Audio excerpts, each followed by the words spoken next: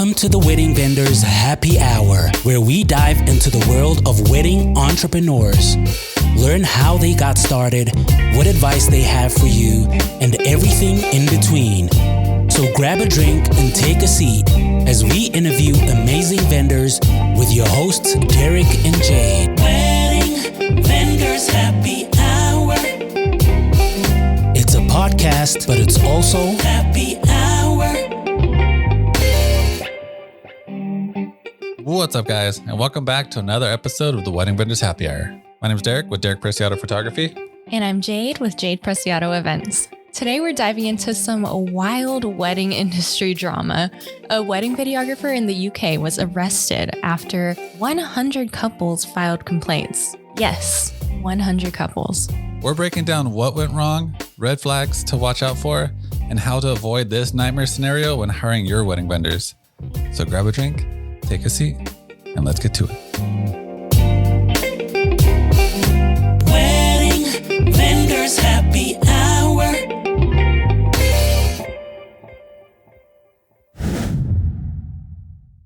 All right, let's get into it. So I came across this crazy little article that was flying around all over the wedding space online. And it's an article titled, Wedding Videographer Arrested After 100 Couples File Complaints.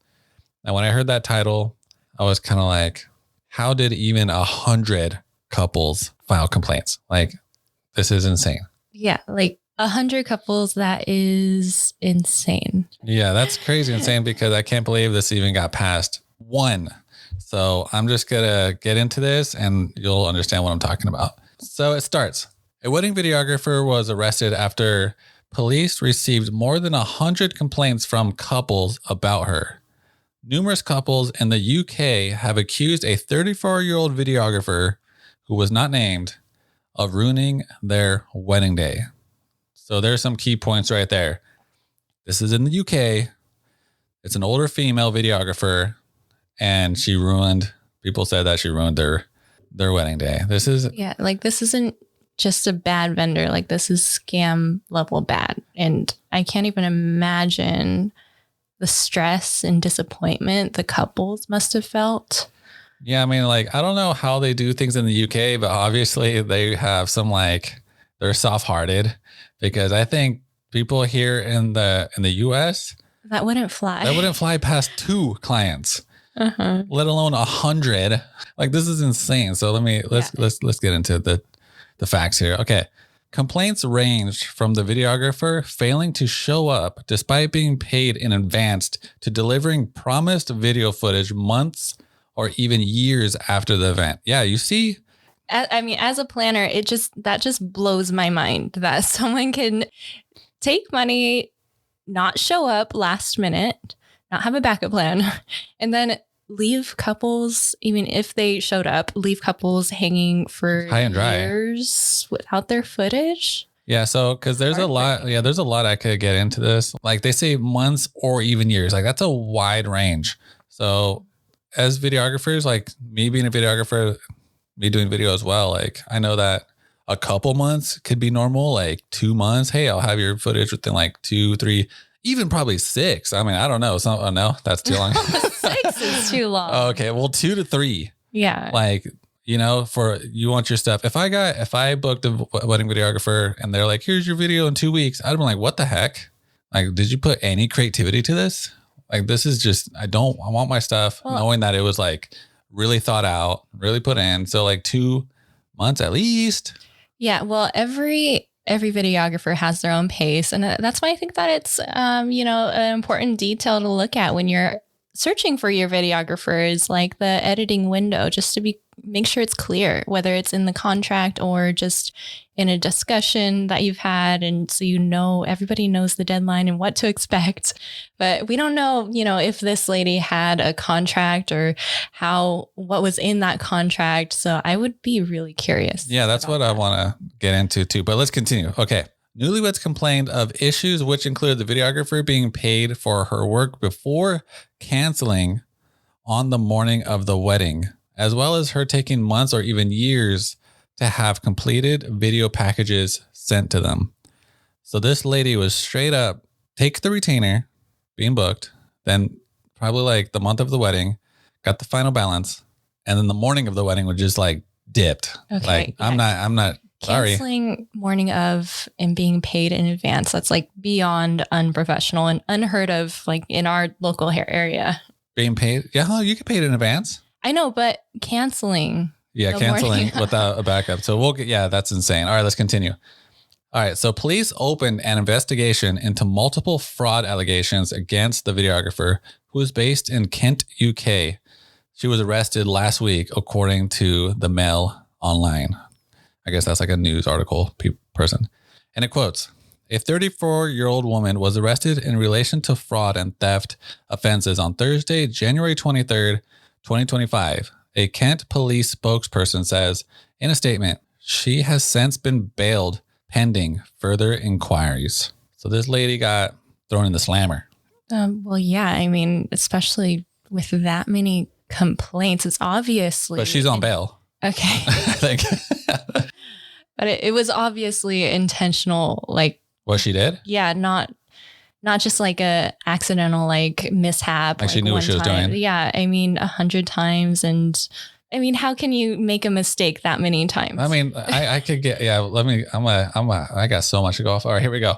The article continues, guys. So let's see. So this one, the next paragraph states a 3-year wait for a wedding video, and it continues. Newlyweds from across the UK were reportedly affected by the videographer, and a Facebook group for those impacted now has 285 members. Some couples have allegedly been waiting 3 years to receive videos from their wedding day from her. So are those 285 people from just her? Or are these like people that have been in that situation?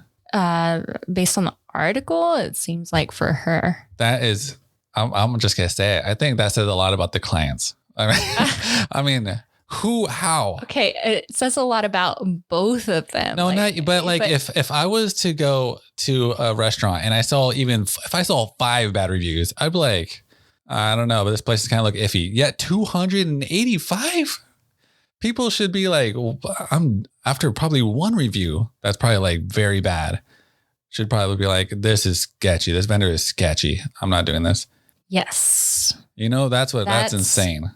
I mean, it shows how important it is to do your research, trust your instincts, and just always have a solid contract in place with your vendors too. Yeah. All right. It continues. We're getting heated over here. Okay.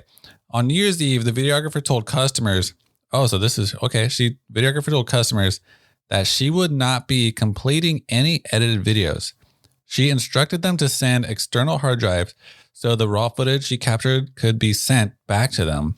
So that's what she told them. She told them that, hey, I'm not editing nothing. I'm just going to send you raw footage. So there's a little bit of something what we got. So nothing was nothing. Well, okay, then I can understand why were they like, why are we waiting 3 years to get a freaking raw footage? It's still not what they paid for, and they shouldn't have to wait that long. But we don't even know what they paid for. That's the thing. Like they don't state what they agreed to, like what was their package. I know. It just makes me, I want to know. I want to know like what the heck it was and what they agreed to and how they found this person. Who is it? So it continues. Some couples told the Mail Online article that they had been required to sign contracts. So contracts prohibiting them from discussing their experiences with the videographer's company in order to obtain the raw footage for their wedding day. See, this person knew what they were doing. Yeah. That's like scammy. You can't. After, if she did show up to their wedding and they, have been waiting years for their videos, no communication or whatever. And then all of a sudden they're like, hey, I can send you your raw footage if you agree to sign this little document for me. So she would basically like hold them on hostage. Yeah. Their stuff. It's not even like what she promised. I mean, again, I don't know what she promised them or we'll get into that. Anything. So it continues. However, Kent Online reports that couples received a message from the videographer on January 24th, which stated that she would no longer be able to send the raw footage to them. Wow. And it quotes, due to the situation beyond our control, we regret to inform our clients that certain Recent accusations have resulted in the seize of all business assets, including external hard drives containing crucial videos or critical video files that many of you are waiting for. The videographer told customers, according to Kent Online. So, and it says, we are currently unable to complete any ongoing wedding films or transfer raw footage files at this time. End of article. Hey everyone, it's Derek. And Jade here. We hope you're enjoying this episode of the Wedding Vendors Happy Hour. We wanted to take a quick moment to share a great way you can support the podcast. That's right. If you love what we do and want to help us keep bringing you amazing content, consider buying us a coffee. It's super simple. Just head over to buymeacoffee.com/Wedding Vendors Happy Hour or click on the link in the show notes below. It's just a small gesture that makes a big difference. Every coffee helps us cover production costs and keeps the show running smoothly. Plus, it gives us that extra boost we need to bring you even better episodes and amazing guests. So if you want to support the show, head over to buymeacoffee.com/Wedding Vendors Happy Hour and buy us a coffee. Thanks for your support, and let's get back to it.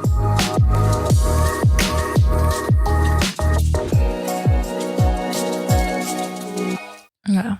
So they got them to sign the documents saying they can't talk about their experience with the videographer, and then they don't get anything. And then they did, because I guess everyone was just like, they found out that everyone was just accusing them of stuff. And so they just wrote it out to everyone like, hey, sorry, now none of y'all getting your footage.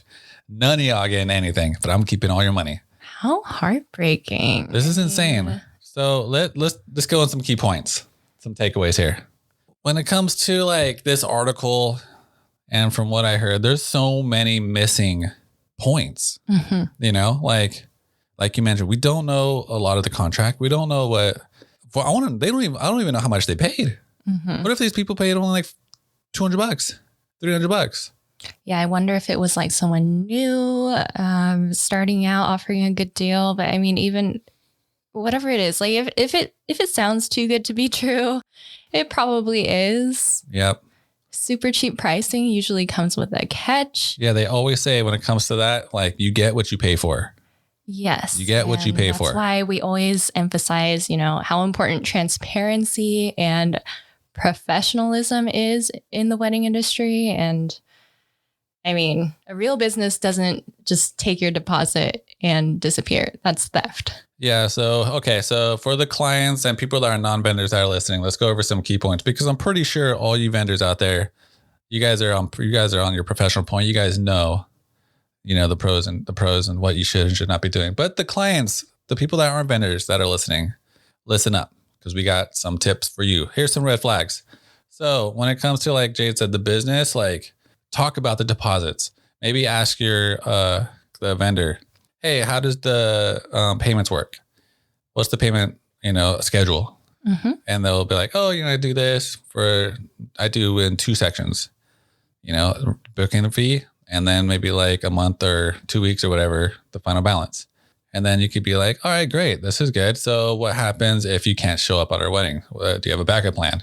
And then they will hopefully have a backup plan. Obviously, this person right here was just like, nope. No backup plan. It was just her by herself. Yeah, I mean, it's a one really bad egg in the bunch, whatever. I don't know how to say it, but yeah, giving it a bad name. This is one kind of a takeaway, because on this article it mentions that 100 or even 285 people were affected. So maybe another question you guys can ask your vendors is, do you overbook? And if you do, are you going to be working my wedding, or do you have an associate that's working my wedding, or are you guys, do you have a backup plan? Like what's going on there? I've never been asked that yet, but I think some people do. I would say especially if it's like, I don't think like the higher end vendors that charge a premium aren't going to be overbooking, but the lower end ones that want like a lot of bookings will. So you got to like really ask them.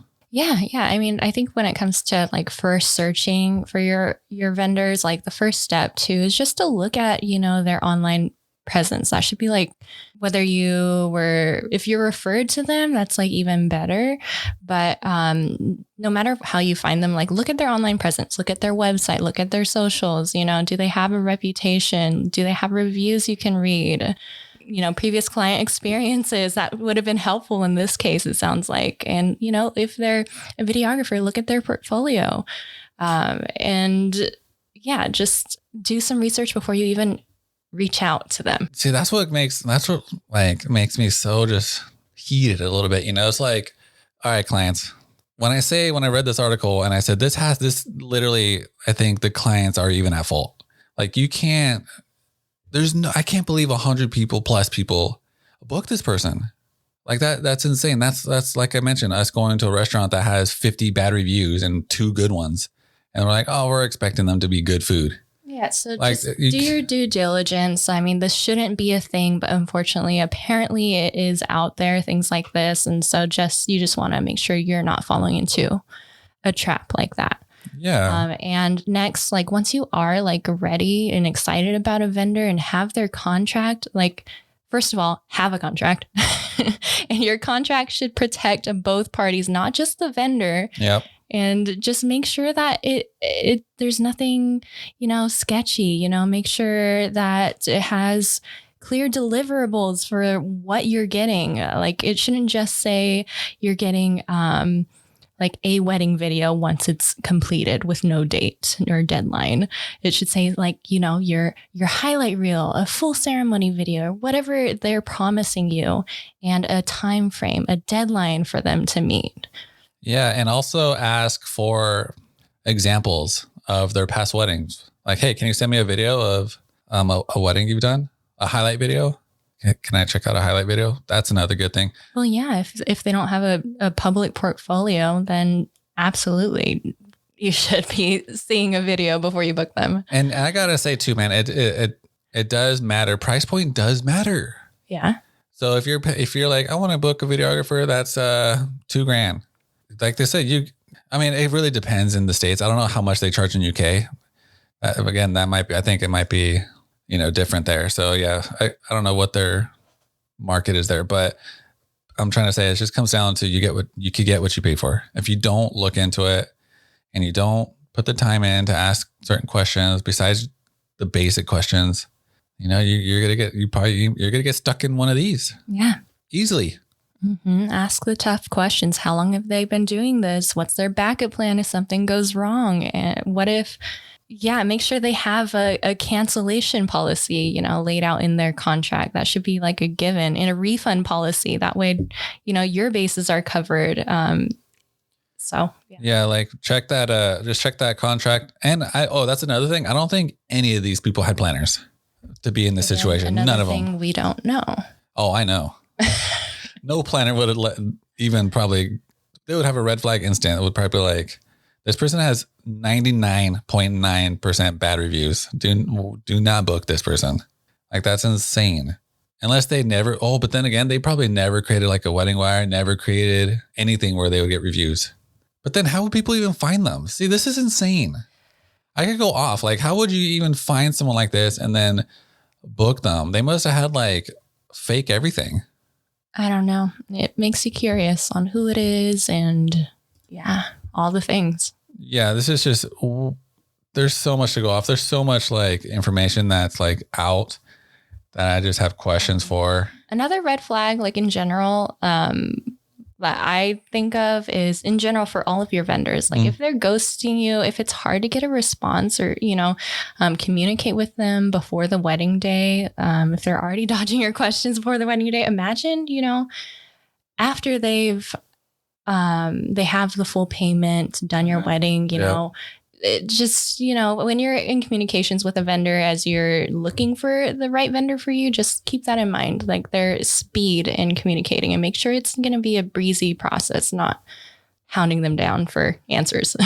Yeah, that's a good statement that you said there, like a good thing. Like no vendor should ever take their time to respond to a client, because that client is just like, that's our goal, is to book our clients and to treat them like our VIPs and make the process easy for you, Yeah, that's another thing. That's a good thing. So when you book your client, your vendor, and they're like a little doggy wagging their tail before they book you or before you book them, and then once you book them, they just like vanish.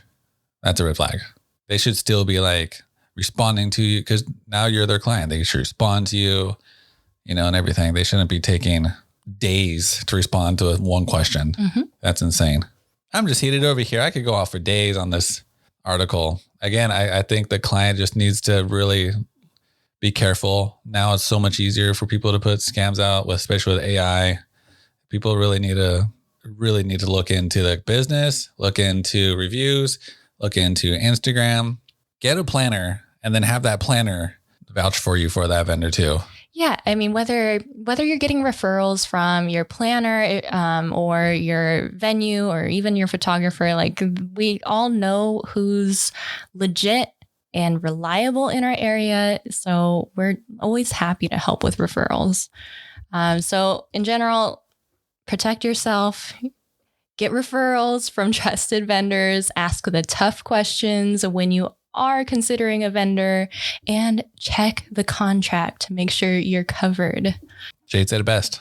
Check your contract, people, and check your vendors before you book them. Man, what a crazy article. And again, this is why hiring a trusted vendor is so important. I can't emphasize that enough. Your wedding is a once-in-a-lifetime event, and you don't want to be left chasing down someone who vanished with your footage or deposit. Absolutely. And we hope this episode helps you feel a little bit more prepared when you're hiring vendors for your wedding. Do your research, read the contracts, and don't be afraid to ask the tough questions. A legit vendor will never make you feel bad for wanting clarity. That's for sure. And to our listeners, thank you for tuning in to another episode of the Wedding Vendors Happy Hour. If you haven't already, please hit that subscribe button to hear from some more amazing wedding professionals. Whether you're listening to our podcast or watching on YouTube, we appreciate your support. And remember, stay inspired and keep those wedding dreams alive. We'll catch you on Season 3, Episode 4. Thank you for listening to the Wedding Vendors Happy